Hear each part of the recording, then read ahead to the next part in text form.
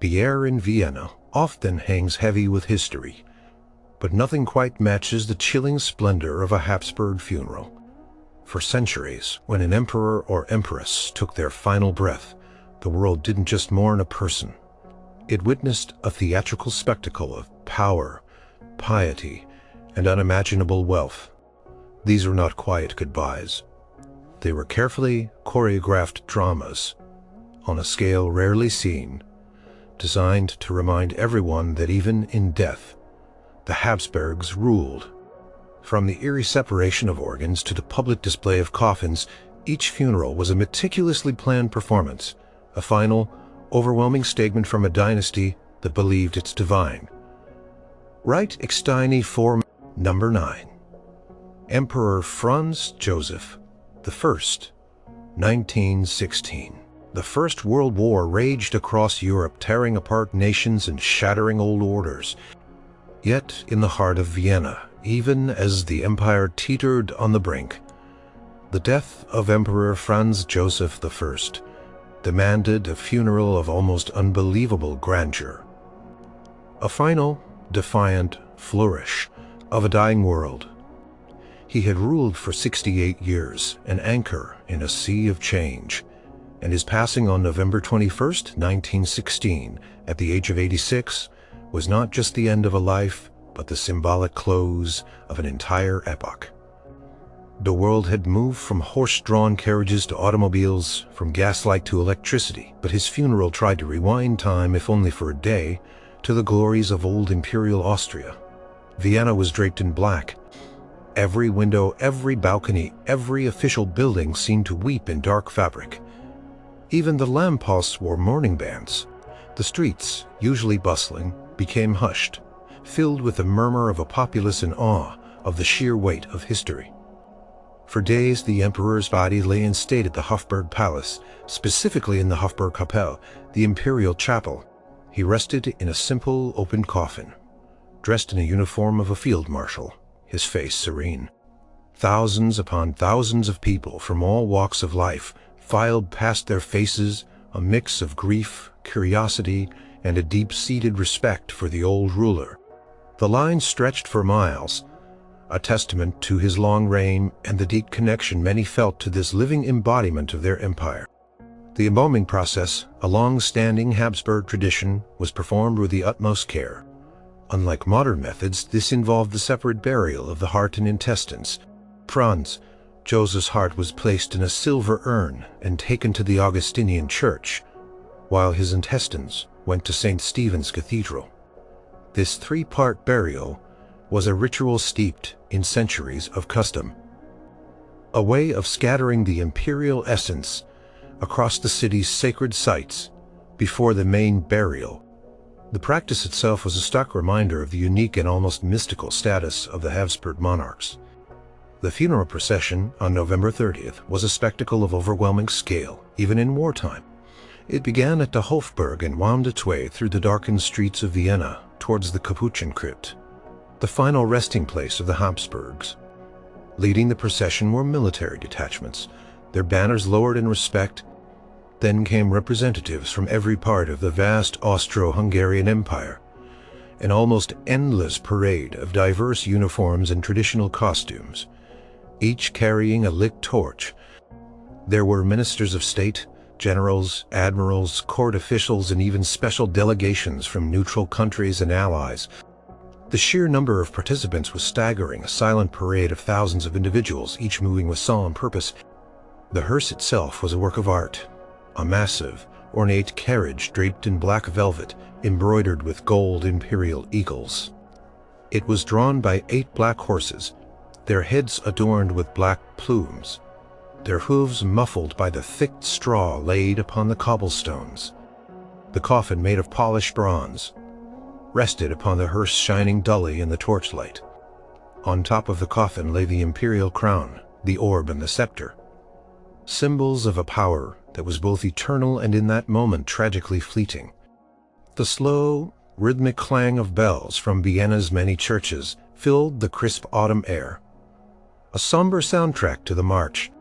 Behind the hearse walked the new emperor, Charles I, looking pale and burdened by the immense responsibility now placed upon his young shoulders. He was followed by other members of the imperial family, all in deep mourning, their faces etched with grief. The silence of the vast crowds lining the streets was profound.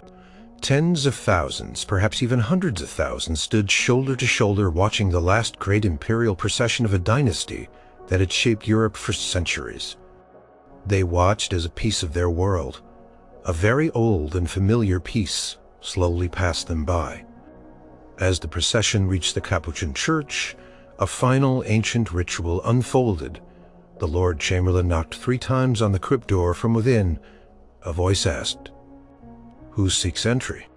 "Grand Voivode of the Voivodeship of Serbia," and so forth.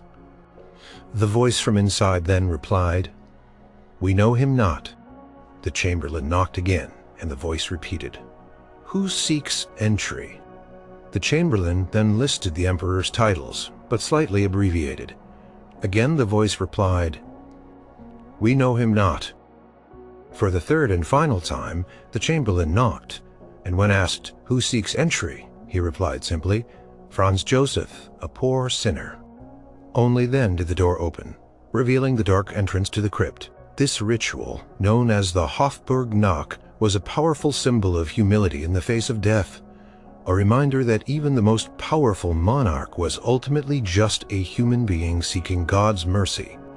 The coffin was then carried into the crypt and placed in its final resting place next to his beloved Elizabeth and his son, Rudolph.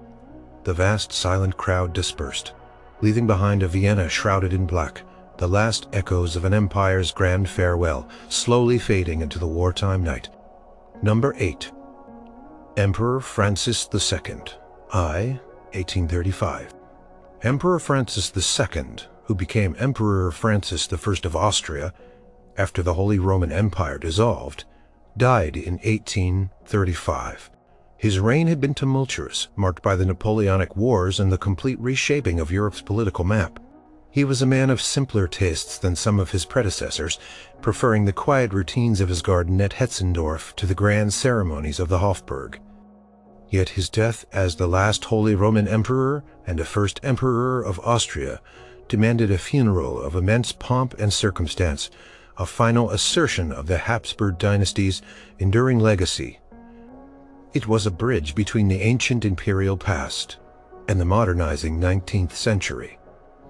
The emperor passed away on March 2, 1835.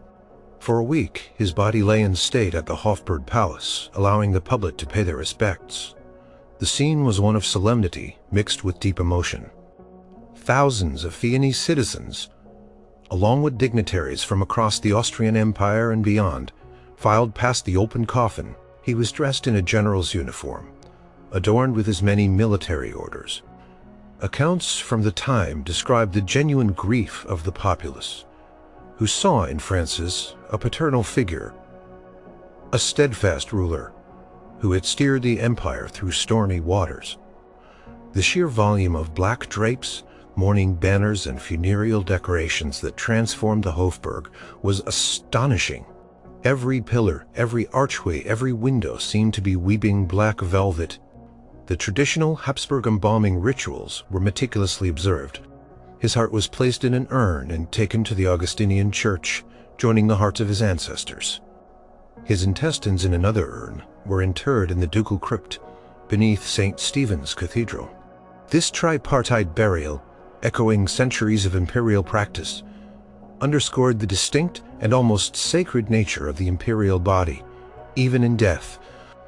It was a division of the body, yet a symbolic spreading of the imperial presence across the sacred heart of Vienna. The funeral procession took place on March 15th. The day dawned cold and clear, a stark contrast to the somber mood. The procession set out from the Hofburg, making its way through the historic streets towards the Capuchin crypt. The streets were lined with immense crowds, standing in respectful silence. The air was thick with the scent of burning torches, which cast flickering shadows on the draped buildings. Leading the procession were detachments of the Imperial Guard, their uniforms immaculate, their faces grave. They were followed by a seemingly endless array of court officials, members of the nobility, representatives from every crown land of the empire, and foreign envoys. Each carried a lit candle or torch, creating a moving river of light against the backdrop of the morning draped city. The meticulous order of the procession reflected the strict hierarchy of the Austrian court and the empire itself.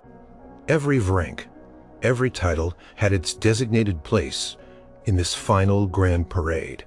The hearse carrying Emperor Francis's coffin was a magnificent, somber creation. It was a massive, elaborately carved carriage, entirely draped in black velvet, embroidered with gold imperial eagles. It was drawn by 8 black horses, their powerful forms moving slowly with plumes of black ostrich feathers adorning their harnesses. The coffin itself, made of burnished copper, was a masterpiece of craftsmanship, simple yet imposing. Upon it rested the imperial crown of Austria, the orb, and the scepter, symbols of an enduring sovereignty that even death could not fully extinguish. Behind the hearse walked the new emperor, Ferdinand I, a figure whose fragile health was already a concern, making the weight of the crown seem even heavier. He was followed by other members of the imperial family dressed in the deepest black. The slow, measured beat of drums and the mournful tolling of bells from Vienna's churches provided a profound, melancholic soundtrack to the procession. Every turn in the road, every famous square they passed through, seemed to absorb the solemnity of the moment. Historians of the era noted the almost palpable sense of an end of an era, a transition not just from one ruler to another, but from a world defined by the old Holy Roman Empire to a new, more centralized the Old Empire. Upon arrival at the Capuchin Church, the ancient ritual of the Hofburg knock was performed. The Lord Chamberlain knocked 3 times on the crypt door. The voice from within asked, "Who seeks entry?" The Chamberlain responded with the Emperor's vast list of titles. "We know him not," came the reply. The titles were repeated, slightly abbreviated, with the same result. Finally, the Chamberlain stated simply, "Francis, a poor sinner." The door creaked open. This solemn exchange, played out before the assembled dignitaries and the silent crowds, was a powerful symbolic act of humility, acknowledging that even an emperor before God was merely a humble supplicant. The coffin was then carried into the crypt and placed in its final resting place next to his ancestors. The air inside the crypt, even after centuries, held a chill, a mixture of history and mortality. The public watched from outside, observing the closing of the doors, knowing they had witnessed the funeral of the last Holy Roman Emperor and the first modern Emperor of Austria. The grandeur of the spectacle was not just about mourning a man. It was a grand statement about the continuity and enduring power of the Habsburg house, even as the world around it continued its relentless march towards change. Number 7. Emperor Joseph II, 1790. Emperor Joseph II was a paradox, a true Enlightenment monarch, a fervent reformer who sought to modernize his vast empire. He famously preferred simplicity in his personal life and abhorred excessive pomp. He even tried to streamline the funeral processes during his reign, advocating for simpler, less costly burials. Yet upon his death in February 1790, the weight of imperial tradition and the deep respect, even love, that many of his subjects felt for him ensured that his funeral would still be an event of immense scale and solemnity. A testament to the enduring power of imperial office, regardless of the man who held it. Joseph's last days were spent in the Hofburg palace, weakened by illness and the immense strain of his reform efforts, many of which had met with fierce resistance. He passed away on February 20th. Despite his personal disdain for ostentation, his body lay in state at the Hofburg for several days, allowing an outpouring of public grief and respect. Thousands of Viennese from all walks of life queued patiently to pay their last respects. The sight of the reformist emperor, dressed in a simple military uniform in a coffin, surrounded by the opulence of the Hofburg, was a poignant scene. The palace was of course draped in the traditional black velvet, though perhaps with a touch less gold than for his more flamboyant ancestors. The traditional Habsburg embalming and separate burial of organs were carried out. His heart was interred in the Augustinian Church and his intestines in St. Stephen's Cathedral. This adherence to centuries-old rituals, even for an emperor who wished to break with tradition, highlights the powerful hold of custom within the Habsburg court. It was a set of practices so deeply ingrained that even the most determined reformer could not entirely dismantle them in death. The funeral procession took place on March 4th. It was a cold, overcast day, perfectly matching the mood of the city. The route from the Hofburg to the Capuchin crypt was lined with vast, silent crowds. The procession, while perhaps slightly less flamboyant than those of Baroque emperors, was still a majestic display of imperial power and mourning. It included detachments of the imperial guard, their weapons reversed in sorrow, followed by a vast array of officials, dignitaries, and representatives from the many diverse lands of the Habsburg monarchy. Each participant carried a lit torch, their flames flickering in the damp air, creating a moving chain of light. The hearse itself, while not as overtly ornate as some earlier ones, was still a significant imperial conveyance. It was draped in plain black velvet signifying mourning and drawn by 8 black horses, their slow, measured steps echoing the somber tolling of Vienna's church bells. The coffin, made of simple yet elegant wood, rested upon the hearse. On top, as was customary, lay the imperial crown orb and scepter, symbols of an office that transcended the individual. Behind the hearse walked his brother and successor, Emperor Leopold II, a man who would face the daunting task of navigating the revolutionary tides sweeping Europe. He was accompanied by other members of the imperial family, all in deep mourning, their faces reflecting the gravity of the occasion. The silence of the crowds was striking. It was not merely silence born of reverence, but also of genuine respect for a ruler who, despite his controversial reforms, had genuinely tried to improve the lives of his subjects.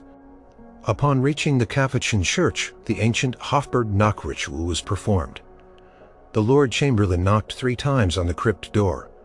The voice from within asked, "Who seeks entry?" The Chamberlain then proclaimed Joseph II's full list of titles, a long and impressive litany that spoke of vast dominions and ancient lineages. The voice inside replied, "We know him not." The titles were repeated, somewhat shortened. And again the reply came, "We know him not." Finally, the Chamberlain, with a solemn voice, simply stated, "Joseph, a poor sinner." It was only then that the heavy door creaked open. Admitting the coffin, this ritual, so contrary to Joseph's anti-establishment spirit, served as a powerful reminder that even the most progressive emperor ultimately submitted to an even higher authority and the humbling tradition of his ancestor. The coffin was carried into the crypt and placed in its designated niche, a final resting place, amongst the very emperors whose grand Baroque traditions Joseph had spent his life trying to simplify. The funeral of Joseph II was thus a profound testament to the enduring power of ritual and the immense weight of imperial history. Despite his personal wishes for simplicity, his office demanded a final spectacle, a grand, albeit slightly muted farewell, that demonstrated the continuity of the Habsburg dynasty, even as the world around it was beginning to unravel. Number 6. Empress Maria Theresa, 1780. Empress Maria Theresa was more than just a ruler. She was the very embodiment of the Habsburg monarchy in the 18th century. Her reign of 40 years was a period of immense reform, war, and cultural flourishing. She was a mother, a stateswoman, and a survivor, and her death in November 1780 marked the end of an era. Her funeral, therefore, was not merely the burial of a monarch. It was a grand national expression of grief, respect, and celebration of a life that had defined Austria for generation. It was one of the most widely attended and deeply felt imperial funerals in Habsburg history. Maria Theresa passed away on November 29, 1780, at the Hofburg Palace. Her final days were marked by illness, but also by her characteristic strength and attention to detail, even giving instructions for her own funeral. Her body lay in state for several days in the Hofburg Kapelle, the imperial chapel. The entire palace was transformed into a vast chamber of mourning, draped in an extraordinary amount of black velvet and heavy tapestries. Candles burned constantly, casting a flickering, somber glow. The public outpouring of grief was immense. Thousands of people, many openly weeping, queued for hours, often overnight, to file past her open coffin. She was dressed simply according to her wishes, but the aura of her presence even in death was palpable. Accounts describe a profound silence, broken only by sniffles and hushed prayer. The traditional Habsburg ritual of separating the internal organs was performed with great care. Maria Theresa's heart was placed in a gold urn and interred in the Augustinian church, alongside the hearts of many other Habsburgs. Her intestines were placed in another urn and taken to the ducal crypt, beneath St. Stephen's Cathedral. This centuries-old practice, while perhaps macabre to modern sensibilities, was a deeply symbolic act, reflecting the sacred nature of the imperial body and the scattered presence of the deceased throughout the city's most holy sites. The funeral procession took place on December 21st, just before Christmas. Despite the cold winter air, the streets of Vienna were packed with an unprecedented number of mourners. The procession began at the Hofburg and slowly made its way towards the Capuchin crypt. It was an event of breathtaking scale and meticulous organization, reflecting the Empress's own attention to detail. Leading the procession were detachments of the Imperial Guard, their uniforms immaculate, their faces somber. They were followed by a vast and diverse assembly of mourners, hundreds of court officials, members of the highest nobility, foreign ambassadors, military commanders, and representatives of his vast multi-ethnic empire. Each carried a lit torch, their flames creating a mesmerizing, moving river of light that snaked through the darkened streets. The sheer number of participants, estimated in the thousands, made for a truly overwhelming sight. The hearse was a magnificent and imposing structure, a testament to the Empress's imperial status. It was a massive, elaborately carved carriage, draped entirely in rich black velvet, embroidered with gleaming gold, imperial eagles, and her personal cipher. It was drawn by 8 powerful black horses, their harnesses adorned with flowing black plumes, their hooves muffled by the thick straw laid down on the cobblestones. The coffin itself, a work of art in polished copper and bronze, lay prominently on the hearse. Upon it rested the imperial crown, the orb and the scepter, gleaming dully in the torchlight, symbols of an enduring power that had been wielded with such skill by the deceased emperor. Behind the hearse walked her son and successor, Emperor Joseph II, looking visibly distraught and burdened by the immense legacy he now inherited. He was accompanied by his siblings, including the future Emperor Leopold II and other members of the imperial family, all in the deepest mourning. The sound of muffled drums and the mournful continuous tolling of bells from every church tower in Vienna created a profound and unforgettable soundtrack to the procession. The silence of the vast crowd was absolute, a collective testament to the love and respect felt for the Empress, who had been to many the mother of the nation. Upon reaching the Capuchin church, the ancient Hofburg knock ritual was performed. A moment of profound humility, the Lord Chamberlain knocked 3 times on the crypt door. The voice from within asked, "Who seeks entry?" The Chamberlain then recited Maria Theresa's full, majestic list of titles. The voice from inside replied, "We know her not." The titles were repeated, slightly abbreviated, and again the reply came, "We know her not." Finally, with a voice full of solemnity, the Chamberlain stated simply, "Maria Theresa, a poor sinner." Only then did the heavy crypt door slowly swing open, admitting the coffin. This ritual, so deeply ingrained, served as a powerful reminder that even the most powerful monarch was ultimately a humble soul seeking divine grace. The coffin was carried into the crypt and placed in the magnificent double sarcophagus that Maria Theresa had commissioned for herself and her beloved husband, Emperor Francis, the first Stephen of Lorraine. Their joint tomb remains one of the most prominent features of the Capuchin crypt. The funeral of Maria Theresa was not merely a burial. It was a grand, heartfelt farewell to a ruler who had become a legend in her own lifetime. A spectacular and deeply moving expression of a nation's grief and enduring loyalty to its reigning dynasty. Number 5. Emperor Charles VI, 1740. Emperor Charles VI was the last male Habsburg of the main line, a ruler whose entire reign was dominated by the question of his succession. With no male heir, he spent years tirelessly securing the Pragmatic Sanction, a document designed to ensure his daughter, Maria Theresa, could inherit his vast dominions.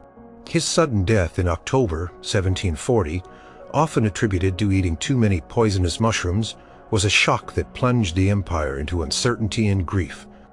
His funeral was, therefore, not just a farewell to a monarch, but a grand Baroque affirmation of imperial continuity, a final display of the power he had sought to preserve.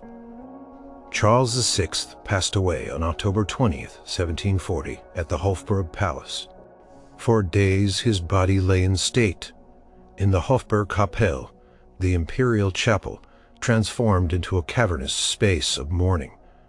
The scale of the funereal decorations was immense. Accounts from the time described vast quantities of black velvet, silver and gold embroidery, and countless candles that illuminated the scene. Thousands of Viennese citizens, along with members of the nobility and foreign dignitaries, filed past his open coffin. He was dressed in splendid imperial robes, adorned with the symbols of his office.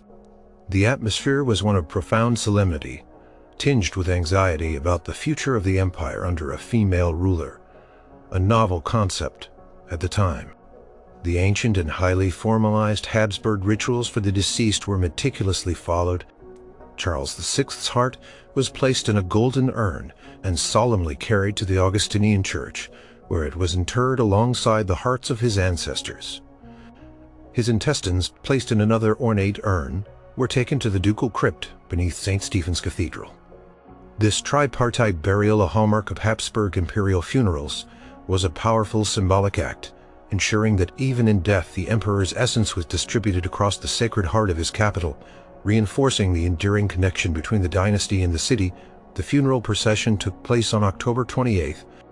It was a crisp autumn day, and the streets of Vienna, despite the mourning, were lined with an immense concourse of people. The procession began at the Hofburg and proceeded slowly towards the Capuchin crypt, a route that had become deeply familiar for imperial burials. The sheer scale and Baroque splendor of the procession were breathtaking. Leading the procession were numerous military detachments, their flags draped, their drums muffled. They were followed by an almost endless line of court officials, each in mourning attire, carrying lit torches.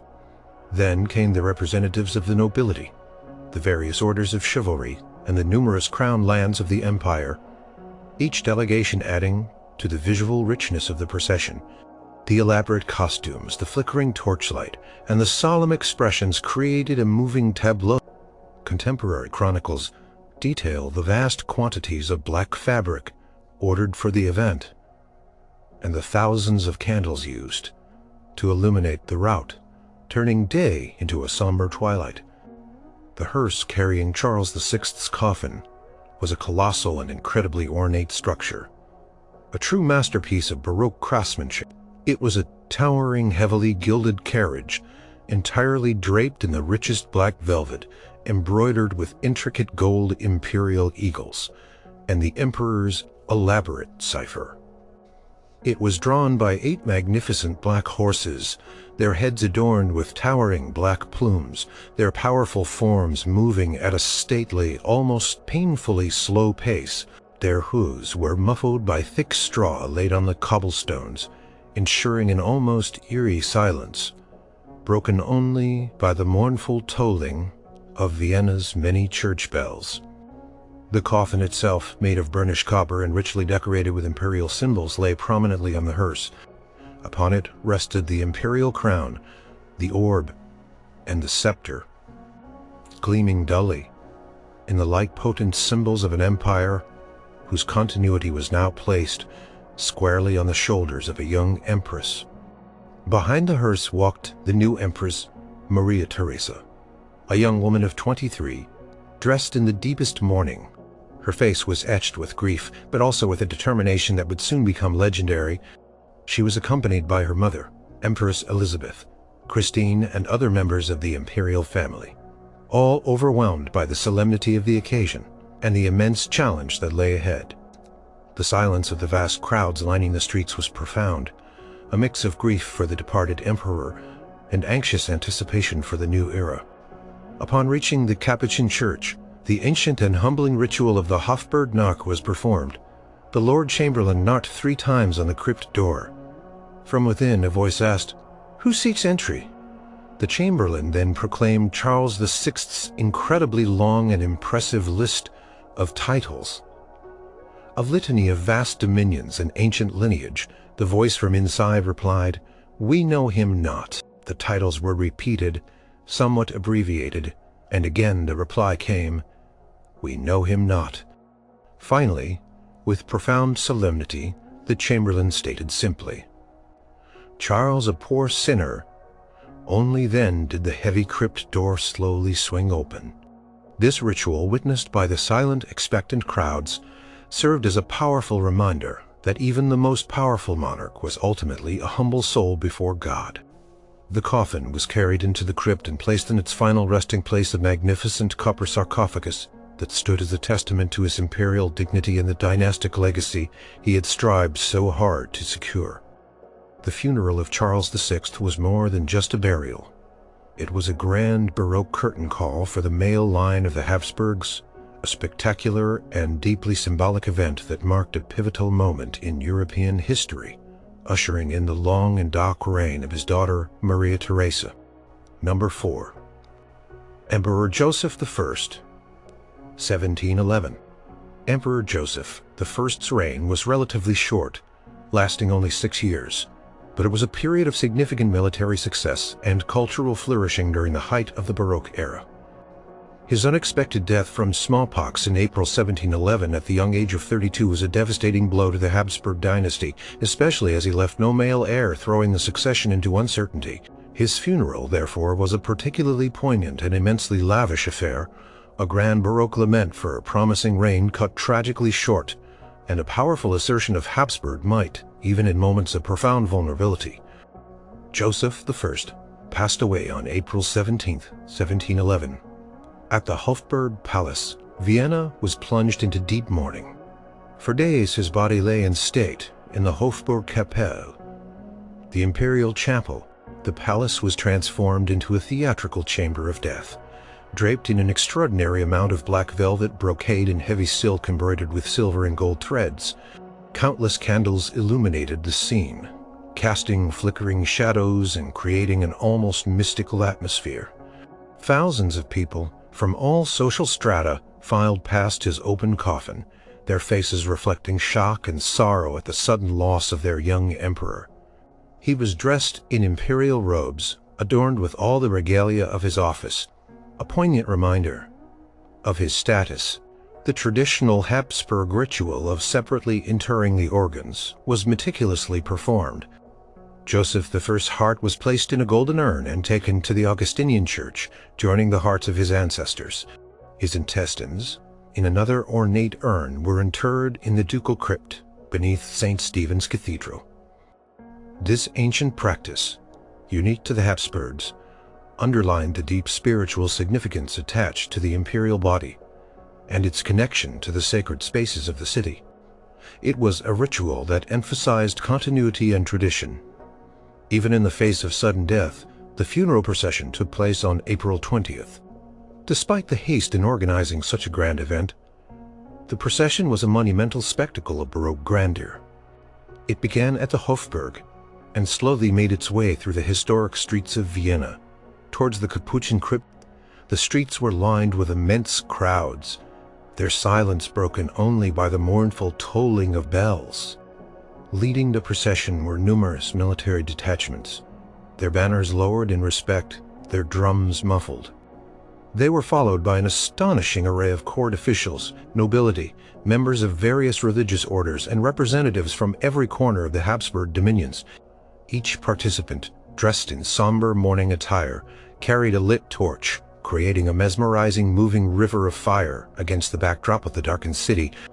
The sheer number of individuals, estimated in the thousands, all moving in solemn synchronicity, was a truly overwhelming sight.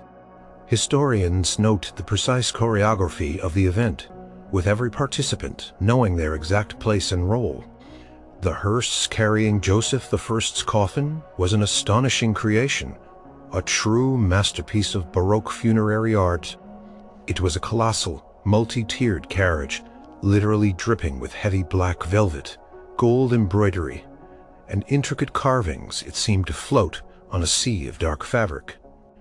It was drawn by 8 powerful black horses, their heads adorned with towering black plumes, their hooves, muffled by straw, laid thickly on the cobblestones. The coffin itself, made of burnished copper and exquisitely decorated with imperial symbols, rested prominently upon the hearse. On top lay the imperial crown, the orb and the scepter, gleaming dully in the torchlight, powerful symbols of a power that for this emperor had been cut tragically short. Behind the hearse walked his brother Archduke Charles, who was then in Spain, fighting for the Spanish succession, and would soon become Emperor Charles VI. He was accompanied by other members of the imperial family, all in deep mourning, their faces reflecting the profound grief and the sudden shift in dynastic responsibility. The air was filled with the low, continuous clang of church bells. From across Vienna, a profound and sorrowful soundtrack to the imperial farewell.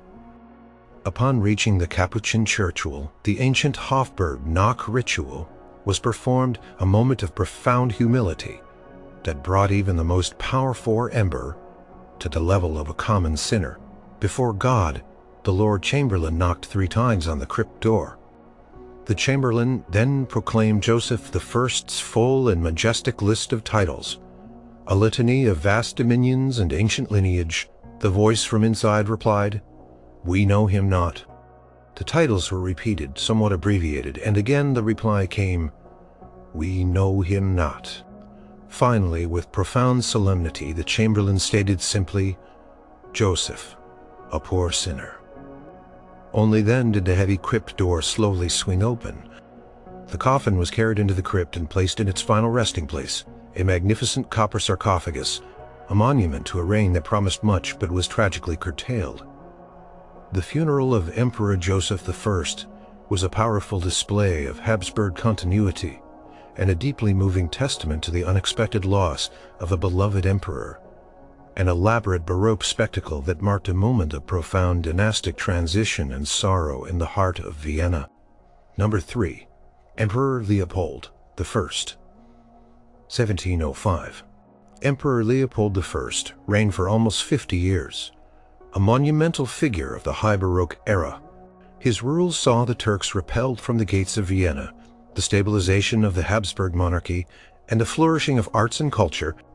When he died in May 1705, at the age of 64, his funeral was a reflection of his long and successful reign, a grand and solemn spectacle of Baroque piety and power, perhaps the most elaborate imperial funeral of its time. It was a final, magnificent statement from a ruler who had literally shaped his empire and his capital. Leopold I passed away on May 5, 1705, at the Hofburg Palace. For many days his body lay in state in the Hofburg Kapelle, the imperial chapel, allowing an immense outpouring of public grief and respect. The entire Hofburg was transformed into a breathtaking display of mourning. Contemporary accounts speak of an almost unimaginable quantity of black velvet brocade and heavy silk drapes, adorned with silver and gold embroidery, transforming every hall and corridor into a somber, opulent space. Thousands upon thousands of candles burned day and night, casting a flickering golden glow on the scene. The public filed past his open coffin, which showed him dressed in magnificent imperial robes, adorned with the symbols of his vast authority. The reverence and sorrow from the crowds were palpable. The traditional Habsburg process of separately interring the organs was performed with the utmost care and ceremony. Leopold I's heart was placed in a golden urn and taken to the Augustinian church, where it joined the hearts of his ancestors, a testament to his piety and familial connection. His intestines in another ornate urn were interred in the ducal crypt beneath St. Stephen's Cathedral. This ancient ritual, unique to the Habsburgs, underscored the sacred and almost mystical connection between the imperial body, the dynasty, and the holy sites of Vienna. The funeral procession took place on May 20th. The day was mild, a contrast to the profound solemnity that gripped Vienna. The procession began at the Hofburg and wound its way slowly through the city's historic streets, which were lined with vast silent crowds, all the way to the Capuchin crypt. The scale of the procession was immense, a true Baroque performance. Leading the procession were countless military detachments, their flags draped in black, their drums muffled. They were followed by a seemingly endless array of court officials, members of the highest nobility, foreign ambassadors, and representatives from every province and estate of the vast Habsburg dominions. Each participant, dressed in deep mourning, carried a lit torch, creating a moving river of light that snaked through the city's heart. The sheer number of people involved, estimated in the many thousands, made for an awe-inspiring sight. The precision of their movements, the solemnity of their expressions, and the meticulous order of the procession all spoke to the immense power and tradition of the imperial court. The hearse carrying Leopold I's coffin was a masterpiece of Baroque funerary art, perhaps one of the most magnificent ever constructed. It was a colossal, multi-tiered carriage, a towering structure entirely draped in the richest black velvet, embroidered with incredibly intricate gold and silver imperial eagles and the emperor's personal cipher. It was so heavy and so grand that it seemed to move with a stately grace all its own. It was drawn by 8 powerful black horses, their heads adorned with towering plumes of black ostrich feathers, their harnesses gleaming with silver. Their hooves were muffled by thick layers of straw laid upon the cobblestones, ensuring an almost eerie silence, broken only by the mournful, continuous tolling of bells from every church tower in Vienna. The coffin itself, made of burnished copper and elaborately decorated with imperial symbols, lay prominently upon the hearse. Upon it rested the imperial crown, the orb, and the scepter, catching the flickering torchlight, potent symbols of an empire that had been forged and strengthened under his long rule. Behind the hearse walked his son and successor, Emperor Joseph I, looking grave and burdened by the weight of his new responsibility. He was accompanied by other members of the imperial family, all in the deepest black, their faces etched with grief. The silence of the vast crowds was profound. It was a collective expression of respect, admiration, and a shared sense of loss for an emperor who had truly been a pater patrae, father of his country. Upon reaching the Capuchin church, was performed a moment of profound humility. The Lord Chamberlain knocked 3 times on the crypt door. From within, a voice asked, "Who seeks entry?" The Chamberlain then proclaimed Leopold I's full and incredibly long list of titles, a litany that spoke of vast dominions and ancient lineage stretching across Central Europe. The voice from inside replied, "We know him not." The titles were repeated, somewhat abbreviated, and again the reply came, "We know him not." Finally, with profound solemnity, the Chamberlain stated simply, "Leopold, a poor sinner." Only then did the heavy crypt door slowly swing open, admitting the coffin. This ritual, so steeped in tradition, served as a powerful reminder that even the most powerful earthly ruler was ultimately a humble soul before God. The coffin was carried into the crypt and placed in its final resting place, a magnificent bronze sarcophagus, a monument to a long and aetal reign. The funeral of Emperor Leopold I was more than just a burial. It was a grand theatrical farewell to a monumental figure, a spectacular and deeply symbolic event that showcased the immense power, piety, and enduring traditions of the Habsburg dynasty at the zenith of its Baroque splendor. Number 2. Emperor Ferdinand III. 1657. Emperor Ferdinand III reigned during a tumultuous period, overseeing the final years of the devastating 30 Years' War, and then the long and arduous process of recovery and rebuilding. He was a devout and cultured man, a composer himself who sought to bring peace and stability to his war-torn lands. His death in April 1657, while not as shocking as some sudden imperial demises, still necessitated a funeral of immense imperial grandeur, a statement of enduring power and Catholic piety in a Europe still grappling with the aftershocks of conflict. It was a Baroque spectacle designed to reassert the dynasty's divine right and stability. Ferdinand III passed away on April 2, 1657, at the Hofburg Palace. For several days his body lay in state in the Hofburg Kapelle, the imperial chapel.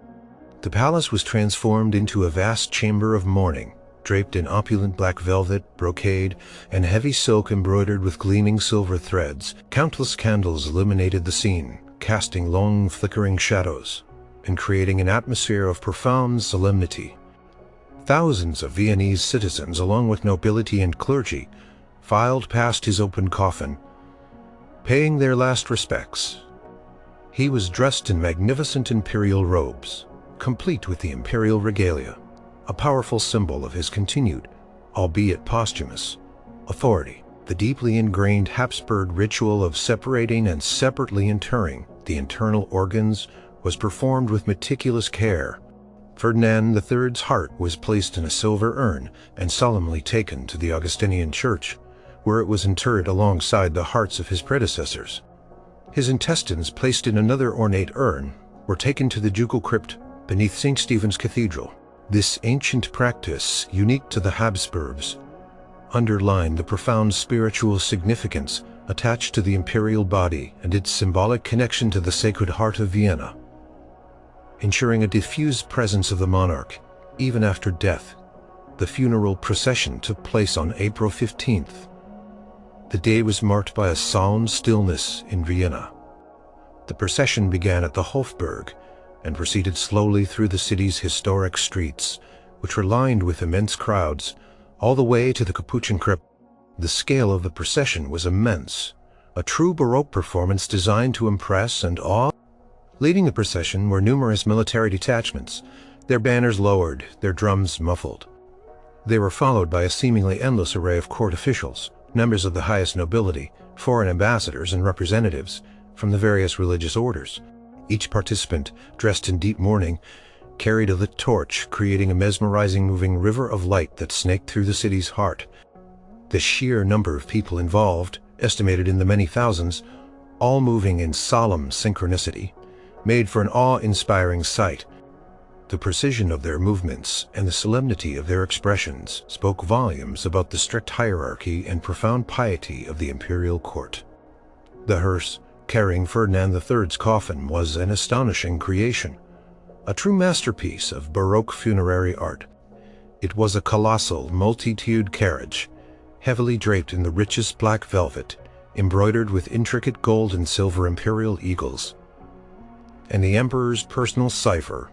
It was so grand and imposing that it seemed to move as a monumental sculpture. It was drawn by 8 powerful black horses, their heads adorned with towering plumes of black ostrich feathers, their harnesses gleaming. Their hooves were muffled by thick layers of straw laid upon the cobblestones, ensuring an almost eerie silence, broken only by the mournful continuous tolling of bells from every church tower in Vienna. The coffin itself, made of burnished copper and elaborately decorated with imperial symbols, lay prominently upon the hearse. Upon it rested the imperial crown, the orb, and the scepter, gleaming dully in the torchlight, powerful symbols of a restored and enduring empire. Behind the hearse walked his son and successor, the young Emperor Leopold I, looking grave and burdened by the weight of his new responsibility. He was accompanied by other members of the imperial family, all in the deepest black, their faces etched with grief. The silence of the vast crowds was profound. It was a collective expression of respect and a deep sense of loss for an emperor who had skillfully navigated his empire through immense challenges. Upon reaching the Capuchin church, the ancient Hofburg knock ritual was performed. A moment of profound humility, the Lord Chamberlain knocked 3 times on the crypt door. From within, a voice asked, "Who seeks entry?" The Chamberlain then proclaimed Ferdinand III's full and incredibly long list of titles, a litany that spoke of vast dominions and ancient lineage. The voice from inside replied, "We know him not." The titles were repeated, somewhat abbreviated, and again the reply came, "We know him not." Finally, with profound solemnity, the Chamberlain stated simply, "Ferdinand, a poor sinner."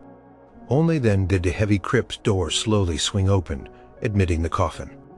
This ritual, so steeped in tradition, served as a powerful reminder that even the most powerful earthly ruler was ultimately a humble soul before God. The coffin was carried into the crypt and placed in its final resting place, a magnificent copper sarcophagus, a monument to a long and ample reign. The funeral of Emperor Ferdinand III was more than just a burial. It was a grand theatrical farewell to a pivotal figure, a spectacular and deeply symbolic event. Number 1. Emperor Ferdinand II, 1637. Emperor Ferdinand II was a deeply religious and resolute ruler, a fervent champion of the Counter-Reformation, whose reign was largely consumed by the 30 Years' War. He was a man of immense personal piety, and his belief in divine right was absolute. When he died in February 1637, his funeral was a monumental statement of unwavering Catholic faith, imperial power, and Baroque splendor, setting a new standard for Habsburg imperial. It was a visual and emotional crescendo of power, prayer, and unparalleled lavishness. Ferdinand II passed away on February 15, 1637 at the Hofburg Palace. For many days his body lay in state in the Hofburg Kapelle, the imperial chapel, transformed into a breathtaking display of mourning and devotion. The entire Hofburg was draped in an astonishing quantity of black velvet, heavy brocade, and rich silk, intricately embroidered with gold and silver threads, featuring imperial eagles and religious motifs. Thousands upon thousands of candles illuminated every corner, casting a brilliant yet somber glow. The public, along with nobility, clergy, and dignitaries, filed past his open coffin. He was dressed in magnificent imperial robes, complete with all the symbols of his office, a powerful visual testament to his enduring sovereignty. The atmosphere was one of profound reverence and sorrow, given his deep connection to the Catholic faith and his steadfast rule during such turbulent times. The traditional Habsburg ritual of separating and separately interring the internal organs was carried out with extraordinary ceremony, a defining moment in the establishment of this custom. Ferdinand II's heart was placed in a silver urn and solemnly taken to the Augustinian church, where it was interred. This was one of the earliest high-profile Habsburg heart burials there, helping solidify the Augustinian church as the spiritual repository for imperial hearts. His intestines, placed in another ornate urn, were taken to the ducal crypt beneath St. Stephen's Cathedral. This 3-part burial emphasized the sacred nature of the imperial body and its symbolic connection to the Holy Heart of Vienna, a physical manifestation of the empire's presence across its capital. The funeral procession took place on March 4th. The city of Vienna was utterly transformed into a vast, silent stage for this imperial farewell. The procession began at the Hofburg and proceeded slowly through the city's historic streets, which were lined with immense silent crowds, all the way to the Capuchin crypt, a newly consecrated resting place for the dynasty. The sheer scale and Baroque splendor of the procession were unparalleled for its time. Leading the procession were vast numbers of military detachments, their banners lowered in respect, their drums muffled. They were followed by an almost endless array of court officials, members of the highest nobility, numerous foreign ambassadors, and representatives from every province and religious order within the vast Habsburg dominions. Each participant, dressed in the deepest mourning, carried a lit torch, creating a mesmerizing moving river of fire that illuminated the solemn faces of the spectators. The sheer number of people involved, estimated in the many thousands, all moving in precise, slow synchronicity, was an overwhelming sight. The meticulous choreography and the solemnity of their expressions spoke volumes about the absolute power and profound piety of the imperial court. The hearse, carrying Ferdinand II's coffin, was an unprecedented work of Baroque funerary art, a monumental and utterly spectacular creation. It was a colossal, multi-tiered carriage, towering over the crowds, literally dripping with the richest black velvet, heavy gold and silver embroidery, and intricate carvings that depicted imperial and religious symbols. It was drawn by 8 powerful black horses, their heads adorned with towering plumes of black ostrich feathers, their harnesses gleaming with silver. Their hooves were muffled by thick layers of straw laid upon the cobblestones, ensuring an almost eerie silence, broken only by the mournful continuous tolling of bells from every church tower in Vienna. The coffin itself, made of burnished copper and exquisitely decorated with imperial and religious motifs, lay prominently upon the hearse. Upon it rested the imperial crown, the orb, and the scepter. Catching the flickering torchlight, powerful symbols of an empire that he had tirelessly defended. Behind the hearse walked his son and successor, Emperor Ferdinand III, looking grave and burdened by the weight of his new responsibility.